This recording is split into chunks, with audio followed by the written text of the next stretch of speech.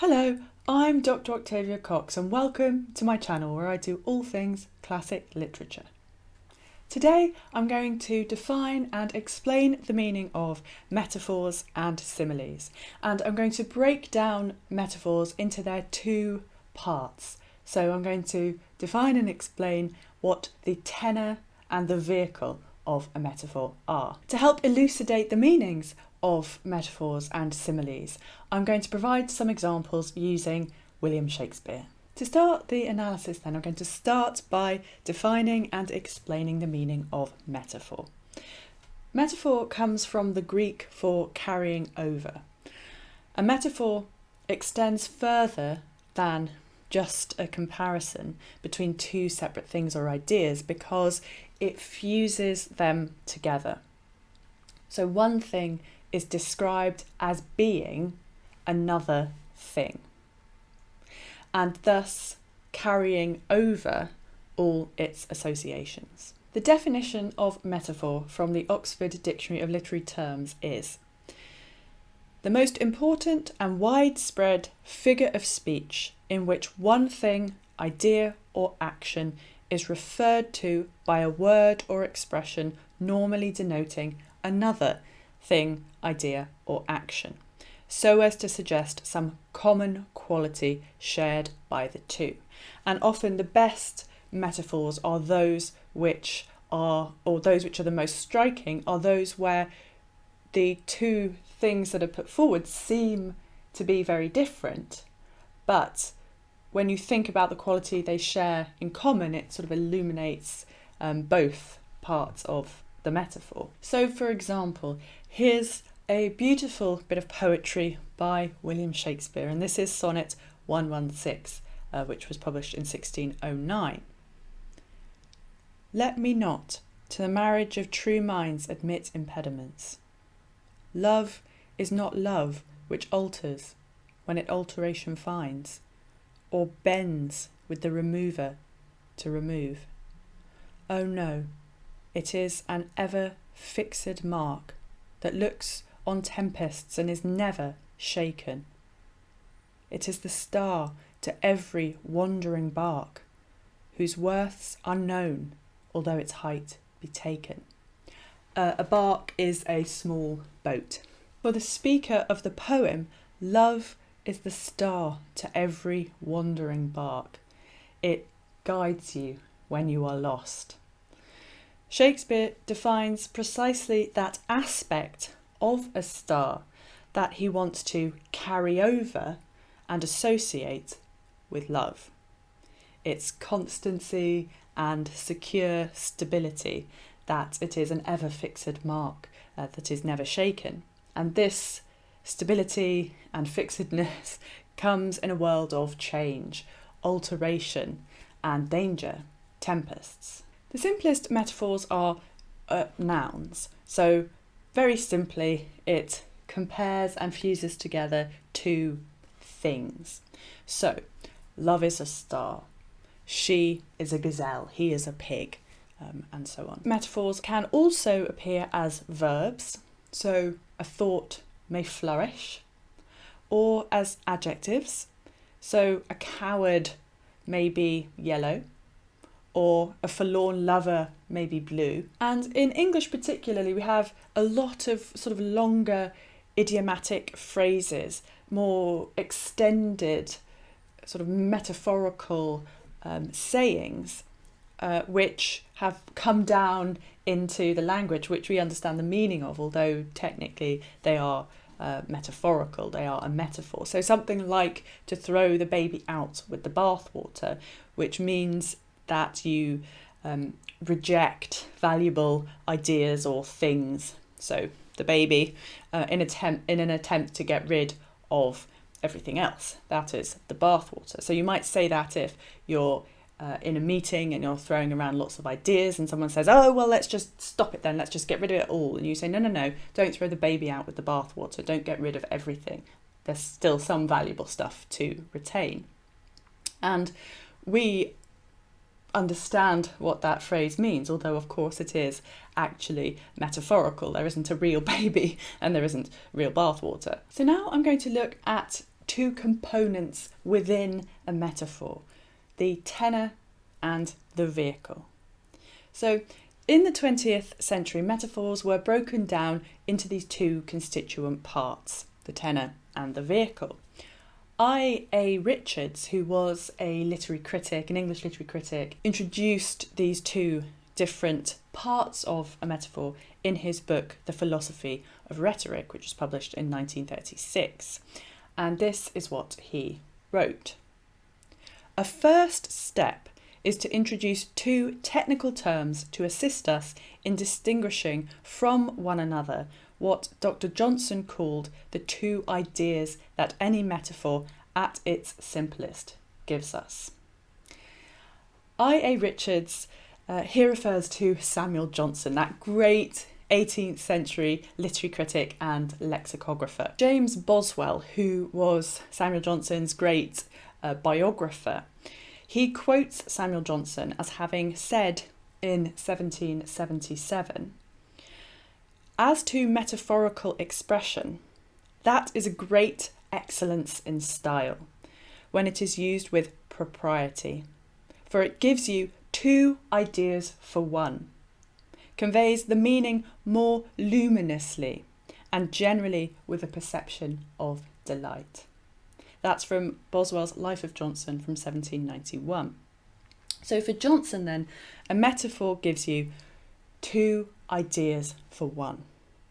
And putting these two ideas together, creating one idea out of them, conveys the meaning more luminously. So it gives you a kind of brighter, fuller sense of meaning.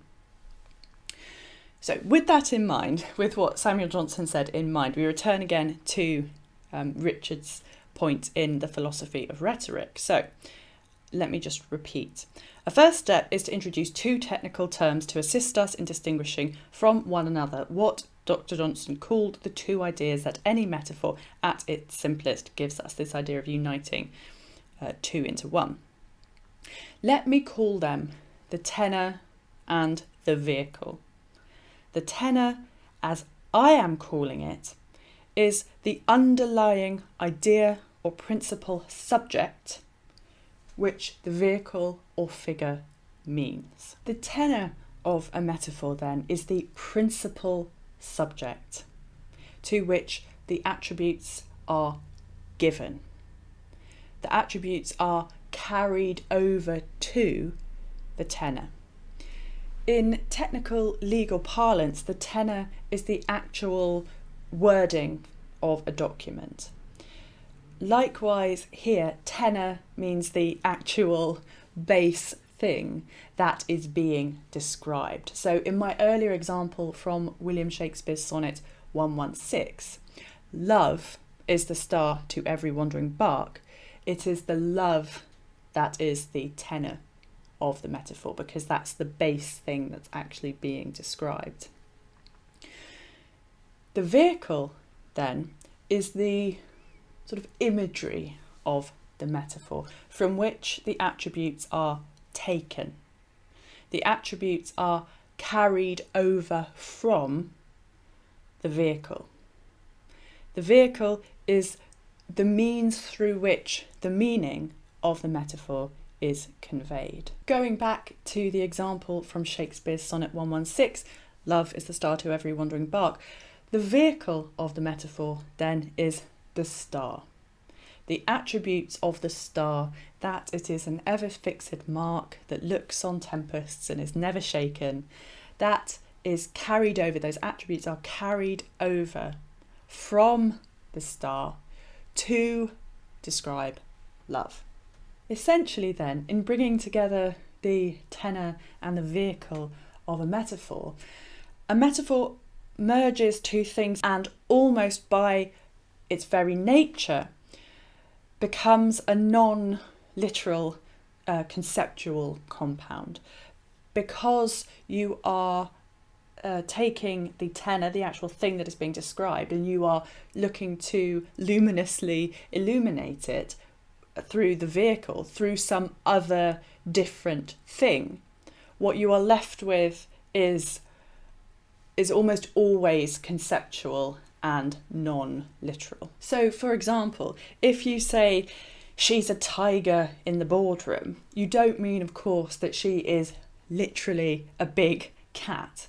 You mean that when she is in the boardroom, she possesses qualities that we associate, or the qualities, the attributes that we give to tigers. So fierceness, strength, the ability to pounce, and so on. I now move on to define and explain the meaning of simile.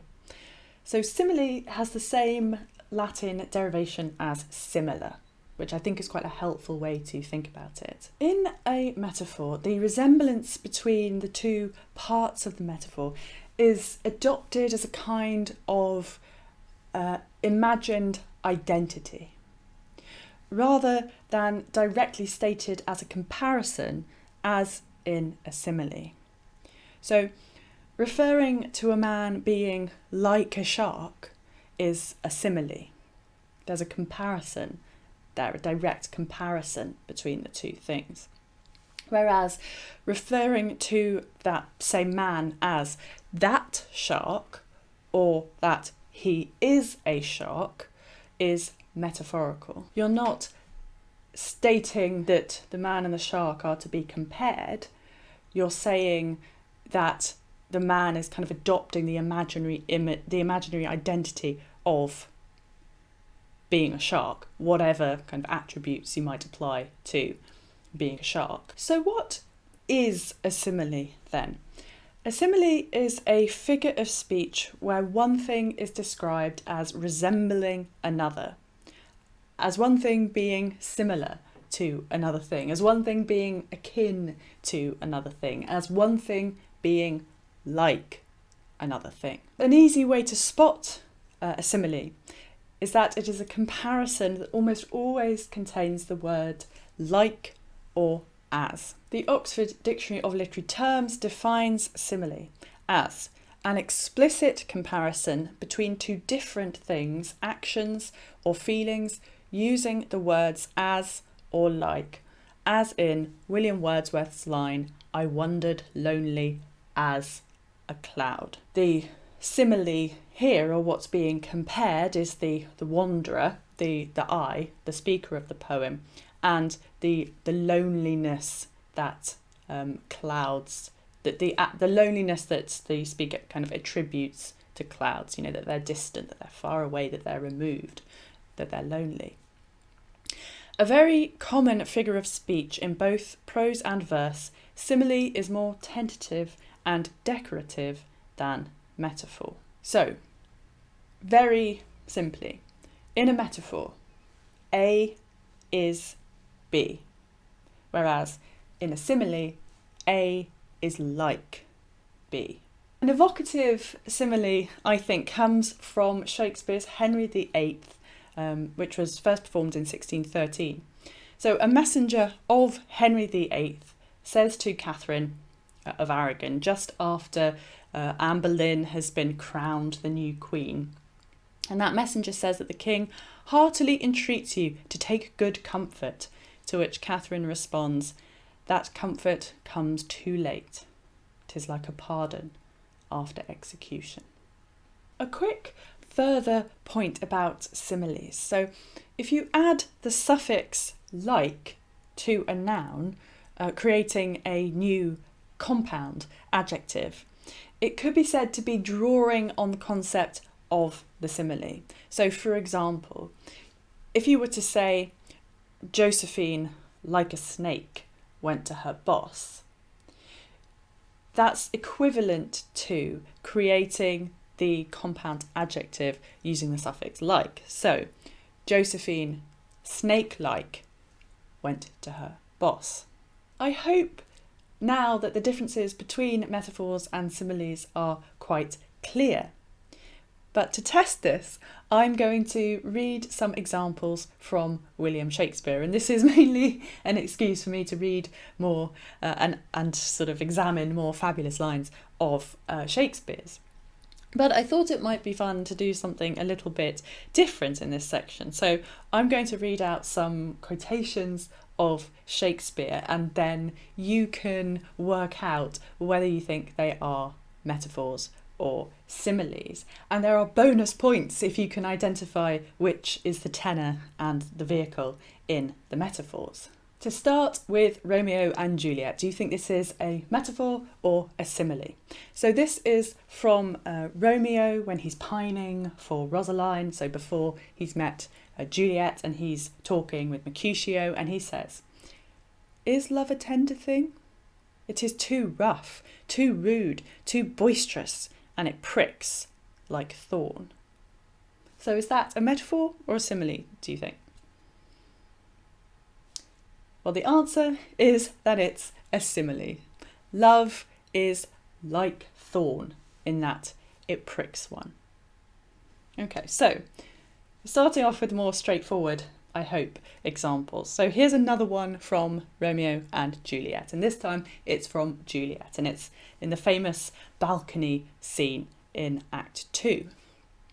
And Juliet says, "My bounty," so that means her generosity, what she has to give. "My bounty is as boundless as the sea, my love as deep. The more I give to thee, the more I have, for both are infinite." Is that, do you think, a metaphor or a simile? Well, it's a simile. But in fact, actually, it's two related similes here. So we have "my bounty is as boundless as," so is like the sea. And then kind of continuing on in the next line, "my love is as deep as the sea."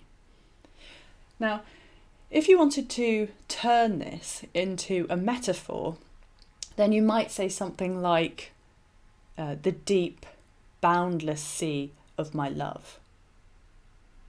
So you take out the comparison, saying my love is like the sea in these various ways, and saying those qualities about the sea, that it is deep and boundless, they are my love. So the deep, boundless sea of my love. So that might be how you could convert it into a metaphor. Okay, so moving on to Othello then. Very famous image, beautiful lines spoken by Iago. And he says, "Oh, beware, my lord, of jealousy. It is the green-eyed monster which doth mock the meat it feeds on." So is that a metaphor or a simile, do you think? Well, it's a metaphor. Jealousy is the green-eyed monster. And for extra bonus points, which do you think is the tenor and which the vehicle? Well, the tenor is the jealousy, because that is the thing that is being described. That's the kind of base subject of the metaphor.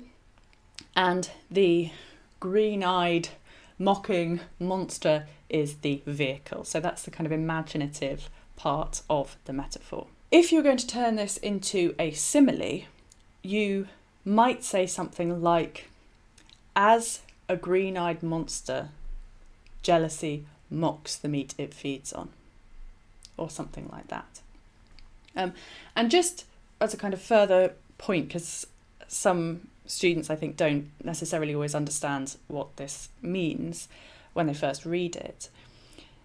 What "beware, my lord, of jealousy, it is the green-eyed monster which doth mock the meat it feeds on" means is that jealousy sort of ridicules its victims even as it is consuming that victim. So it ridicules that which sustains and nourishes it. It's food, essentially. So jealousy is a kind of perpetual cycle. The more you feed on jealousy, the more it mocks you. So it undermines you, it taunts you. And the more it mocks you, the more you feed on it. The more you feed on it, the more it mocks you. The more it mocks you, the more you feed on it. So it's this kind of never-ending cycle. Here is a really wonderful image by Jack from As You Like It, very famous image. All the world's a stage, and all the men and women merely players. They have their exits and their entrances, and one man in his time plays many parts. So the meaning of this is that life really is a performance. People are just actors playing their parts. So, do you think this is a metaphor or do you think it's a simile? Well, it's a metaphor. All the world is a stage. And which is the tenor and the vehicle? The world is the tenor and the stage is the vehicle. And if you wanted to turn this into a simile, then you would say something like, the world is like a stage. But Jack doesn't say that. All the world is a stage. So everyone is just going about their lives as an actor, playing a part. And this is a slightly less known text, Coriolanus, but it's a really striking image that I really like. So do you think it's a metaphor or do you think it's a simile? So this is when Aufidius this is in the final act, the final scene indeed of the play, when Aufidius condemns Coriolanus's betrayal and is kind of galvanising the troops to rise against Coriolanus. And Aufidius says, at a few drops of women's rheum, so rheum are tears, in this case of Coriolanus's mother, Volumnia, and his wife, Vigilia. At a few drops of women's rheum, which are as cheap as lies, he sold the blood and labour of our great action. Therefore shall he die. So the action is the planned military action against Rome. At a few drops of women's rheum, which are as cheap as lies. Do you think that is a metaphor or a simile? Well, that is a simile. Women's tears are as cheap as lies. I think this is a striking image because there's a lot of kind of judgment here just going on in this small little simile. What Aufidius thinks of women, of women's pain, women's tears, and also the value of kind of truth and lies, that lies are cheap. And it's all brought together here in this simile, in this comparison between women's tears and being as cheap as lies. And now for a slightly longer quotation. This is part of Macbeth's famous "Is this a dagger which I see before me?" speech, his soliloquy as he is geeing himself up to kill Duncan, who is the king. So as part of that speech, Macbeth says, "Withered Murder, alarmed by his sentinel the wolf, whose howls his watch, thus with his stealthy pace, with Tarquin's ravishing strides." So Tarquin is the Roman who raped Lucrece. "With Tarquin's ravishing strides towards his design, moves like a ghost." Okay, so do you think this is a metaphor or a simile? I hope by now that it's fairly clear that something moves like a ghost, so that this is a simile. But it's quite an extended simile. So what is it, do you think, that moves like a ghost? If we were going to apply the terms tenor and vehicle to this simile, what would be the tenor and what would be the vehicle? The vehicle would be the ghost, so that something moves like a ghost. But what's the tenor? What is it that moves like a ghost? Well, it's the movement of withered murder. So you can see that sometimes similes can extend over quite a number of lines and have different things that come in between them. You might think when you first read this perhaps that the thing that moves like a ghost is the wolf, but actually it's the withered murder that moves like a ghost. And to close, I turn to Shakespeare's poetry. So this is the famous opening line of Sonnet 130. My mistress's eyes are nothing like the sun. What do you think this is?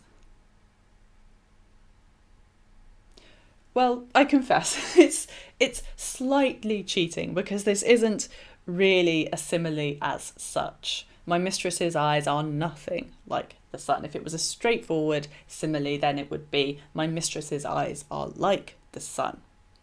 So it might perhaps be better described as a negative simile or an anti-simile or a reverse simile. And in fact, Shakespeare here is making a metafictional comment on how easy it is for similes.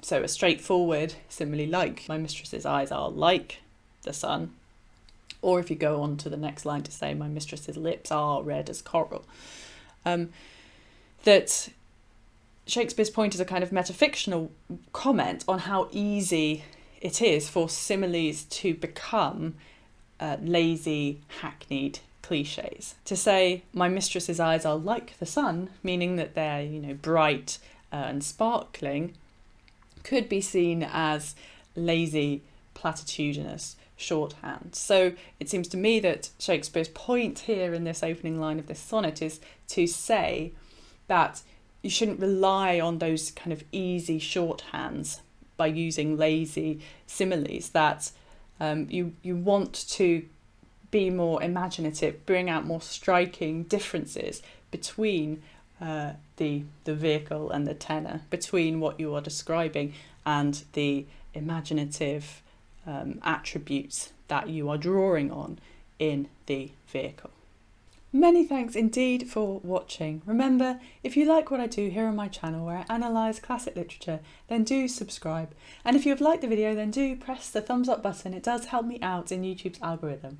And if you have any of your own fabulous examples of Shakespeare's use of metaphors and similes, then do leave them in the comments below. I'd love to read them.